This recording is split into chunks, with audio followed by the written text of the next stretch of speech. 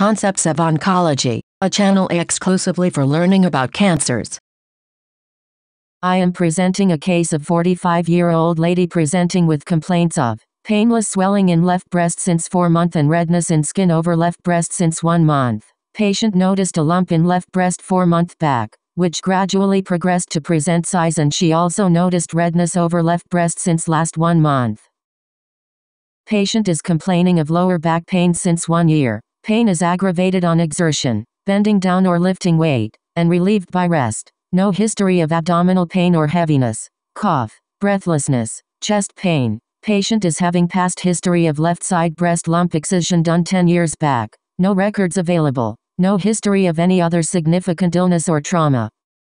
Patient is having family history of breast cancer in her mother who died from it 5 years back. She is having 2 younger sisters with no significant illness. Patient is married with 2 children and both were breastfed. She has never taken oral contraceptive pills and used barrier contraception. She had menarche at around 12 years of age and having regular menses. Patient is occasional non-vegetarian, non-tobacco user, non-alcoholic. What is your probable diagnosis based on history? Based on history, my provisional diagnosis is left breast malignancy. Why malignancy? Could it be any abscess as there is swelling and redness? Breast abscess is less probable as lump is painless. Plus, breast abscesses are more common in lactating women. Can there be breast abscess in this age group without pain? Breast abscess without pain in middle age and elderly lady may be chronic abscess like due to tuberculosis. However, it is a rare presentation. Any breast lump in middle age and elderly must be suspected to be cancer, until proven otherwise. Considering that it could be malignancy, why would there be redness over skin? There could be secondary skin involvement by tumor mass. Patient also complained of lower backache. How can this symptom be significant? Patient complained of lower back pain since last 1 year and her breast symptoms appeared 4 months back. So lower back pain could any musculoskeletal problem, unrelated to breast symptoms. But there is a remote possibility that breast cancer started more than 1 year back with a small deep impalpable lump and it metastasized to vertebrae with lump becoming palpable in later stage. Can character of lower backache give us a clue about cause of lower backache? Bone mets pain usually aggravate at night and may be unrelated to exertion. Patient is having past history of left side breast lump excision done 10 years back. Is it significant at present? Lump operated in breast 10 years ago seems benign problem and unrelated to present scenario. Patient is having family history of breast cancer in her mother who died from it 5 years back. How is this relevant? Her mother developed cancer at older age group, hence patient is probably not having genetic predisposition for breast cancer. Okay, continue.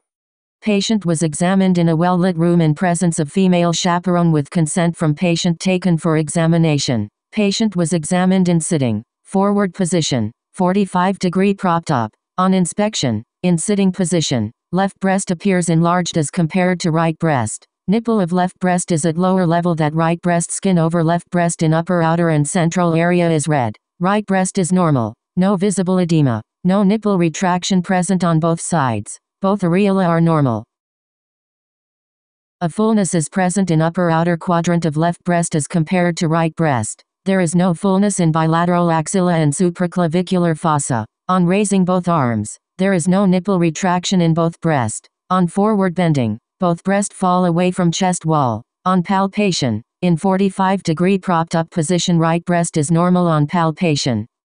A lump is present in left breast, 4 by 4 cm in size, in left upper outer quadrant and central area. Lump is firm with margins could not well defined due to overlying skin edema. Mobile, non-tender. There is fixity of skin to lump. On lifting the skin above swelling and on moving the lump sideways, there is appearance on peau d'orange over the lump in the erythematous area. Lump is not adhered to pectoralis muscle. On axillary examination, right axilla is normal while 3 lymph nodes are palpable in left axilla against ribs. Hard, mobile, approximately 2 by 2 cm in size. No lymph node palpable in bilateral supraclavicular area. There was no peau de rouge appearance on inspection, but was elicited only by palpation. Is this important point to note? Peau d'orange, whether elicited by palpation or inspection means same, and presence of this feature either by palpation or inspection suggests T4B disease. What is the cause of peau de rouge? Due to skin edema caused by lymphatic obstruction due to tumor cells in lymphatic vessels. Thickening and elevation of the skin around tethered hair follicles and sweat gland leads to picture-like orange skin with fine multiple pits. Is it present only in carcinoma breast? No, any superficial tumor close to skin may cause skin involvement and edema, like primary skin cancer, buccal mucosa cancer involving skin. Lump is not adhered to pectoralis muscle. What is relevance of pectoralis muscle involvement in breast cancer? Breast cancer involving pectoralis muscle does not upstage disease, and in itself is not an adverse prognostic feature. It can be removed along with breast tissue during surgery. So why do we assess for pectoralis muscle involvement? We assess for pectoralis muscle involvement so that during surgery we would make sure to remove part of pectoralis beneath the tumor to achieve negative deep margin. Which pectoralis muscle is involved first? Pectoralis major. Pectoralis minor is deep to pectoralis major. Isn't pectoralis a part of chest wall? In breast cancer, by definition, chest wall means ribs, serratus anterior and intercostal muscles. Which group of nodes are palpable in your case? Since nodes are felt against chest wall, hence they are medial group of nodes. Other group of nodes are palpable against which structures? Posterior group of nodes are felt against subscapularis muscle, anterior group against pectoralis muscle, lateral group against humerus, apical group against Halsted ligament. What is your diagnosis? My provisional diagnosis is malignancy left breast with left axillary lymph nodes. Most likely malignancy is carcinoma left breast. Stage T4BN1M0. Clinical stage 3. Why is it not T4D? Inflammatory breast cancer. It is characterized by short history of less than 6 months with skin edema. It is not T4D as by definition inflammatory breast cancer develops within 6 months with more than 2/3 of breast involved by edema and redness. In this case, there is redness of skin and edema only above lump. Why are you assuming these nodes to be malignant? Because they are hard in consistency. Why M0? Your patient is having backache? I prefer to keep staging as M0 as mere having backache cannot label a breast cancer patient as metastatic, unless proven by investigations. Investigations are extension of clinical diagnosis making. How will you proceed? In this patient, first I will go for imaging for primary and metastasis and then for biopsy, to complete triple assessment. What tests would you order? For imaging of primary, I would go for bilateral X-ray mammography, and for metastasis, I would go for chest CT and abdomen CT scan with bone scan. What about PET CT scan? PET CT scan can replace combined CT scans and bone scan. PET CT scan is unreliable in detecting mets in which organ? PET CT cannot reliable detect brain mets. PET CT cannot detect small mets in brain as whole brain appears as hotspot due to high uptake of glucose. Will you do any investigations for axillary nodes? PET CT and CT scan chest can also help in nodal mets. If clinically nodes are palpable, then HRUSG can be done to assess nodes, and FNAC can also be done with it. What ultrasound characteristics of node would suggest that they could be malignant?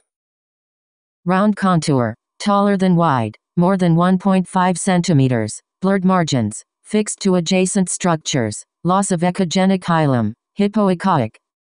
Okay. After imaging, we will proceed with core cut biopsy. Would you go for blind biopsy or ultrasound guided? If lump is well palpable with minimal necrotic component in it on imaging, the blind biopsy can be done. However, if tumor has internal necrosis, then biopsy should be done with ultrasound guidance to prevent sampling from necrotic area, leading to inadequate result. Let us assume that all investigations confirm diagnosis of malignancy breast with T4BN1M0. How will you proceed? I would like to know hormone receptor status and HER2 status of the patient. In this patient's tumor is locally advanced breast cancer, so I will proceed with neoadjuvant chemotherapy. Why neoadjuvant chemotherapy? This disease is resectable as lump is mobile. Why not go for surgery first? Disease is technically resectable, but not operable. What is the difference? Resectability is on technical grounds whether tumor can be removed or not. Operability also keeps in view benefits from surgery. If by removing tumor first, is not going to benefit much in terms of survival, then disease is resectable but not operable. Can you elaborate? Locally advanced breast cancer are more likely to have micrometastasis, not evident on any investigations. Hence, chemotherapy is given first as treating these micrometas early will help in increasing survival. Is there any way of knowing whether tumor has entered bloodstream? Liquid biopsy. We can take blood sample, centrifuge, and look for circulating tumor cells and cell-free DNA. Why do you want to know Herceptin status and hormone status before starting chemo? They can be found out once surgery is done after chemo. One reason for ordering hormone status and HER2 status before starting neoadjuvant chemo is that tumor necrosis may occur, making it difficult for pathologists. Secondly, complete response may occur, leading to no available tissue for histology after surgery. Thirdly, drugs in neoadjuvant chemo will be decided based on HER2 receptor and hormone receptor status. How can HER2 status and hormone status decide chemo drugs for neoadjuvant treatment? Conventionally, sequential taxane with anthracycline is given for breast cancer as neoadjuvant treatment. If tumor is HER2 positive, then we will add trastuzumab and pertuzumab to chemo. This will increase chances of pathological complete response PCR. If it is triple negative cancer, then there is evidence of them being sensitive to platins, so I will add carboplatin to taxane and anthracycline. Why is pathological complete response, PCR, important? It is important because those patients in whom PCR is achieved by chemo before surgery have better survival. In how many cases can we achieve pathological complete response? Usually, PCR is achieved in around 25% of cases. But aggressive tumors are more likely to undergo PCR due to high response to chemo due to high proliferation rate. So HER2 positive and triple negative breast cancer cases have higher rates of PCR in some series, more than 50% chance. Which tumors have least chances of PCR? Luminal A tumors, hormone positive, HER2 negative and low Ki67. What is difference between luminal A and luminal B? Luminal A and B have difference of Ki67 expression. Luminal A has low expression and luminal B has high expression. Why is carboplatin Many T and effective BC against have BRCA triple gene negative breast mutated. cancer? BRCA gene is a DNA repair gene, so cells are more damaged by DNA damaging agents like platins and fail to repair, so undergo apoptosis. How many cycles of chemo will you give in neoadjuvant setting? This I will decide on basis of type of breast cancer. In case of luminal B, HER2 positive and TNBC, I will like to give 8 cycles of chemo to achieve maximal response and increase chances of PCR. Why have you excluded luminal A? We can give 8 cycles of chemo in luminal A also, but there is less chances of response to chemo and PCR, so if response is adequate for surgery, then we can either go for surgery or give 8 cycles. So what is adequate response? If all edema disappears, then we can operate. What surgery would you do? Breast conserving surgery or modified radical mastectomy? I would prefer modified radical mastectomy. If both BCS and MRM are feasible, then who decides type of surgery? When both options are there, patient preference is important. So if patient wants BCS, would you still counsel her for MRM? In locally advanced breast cancer, MRM is still best option. However, in a small subset of patients, where patient has localized tumor with breast parenchyma normal in mammogram and good prognostic factors like luminal A, then we can attempt BCS, if patient urges. Otherwise, in locally advanced breast cancer, MRM is usually first choice. Will you go for immediate or late reconstruction? Both can be done, but in LABC, Adjuvant radiation is needed, which may affect ultimate cosmetic outcome in case of immediate reconstruction. This has to be counseled to patient. So patient underwent MRM, and there is residual tumor 1 cm with negative nodes. So what will be the final staging? For any decision making, initial staging after triple assessment is always taken. Now what will be the planning? Patient now will be planned for adjuvant radiation, adjuvant chemo if not completed earlier, adjuvant Herceptin treatment if tumor is HER2 positive, and finally patient will be kept on hormone treatment if tumor is hormone positive. What is the duration of Herceptin treatment? 1 year. And for hormone treatment? 5 to 10 years.